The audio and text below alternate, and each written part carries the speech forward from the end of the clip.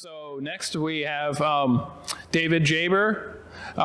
He's a fellow with Project Drawdown, and he's also the author of Our Historic Moment. He's a business consultant. He runs a consultancy called In Native Solutions. He also works with decision makers through greenhouse gas, zero waste, green building, and climate adaptation, and supply chain audits and analysis. So without further ado, here's David Jaber.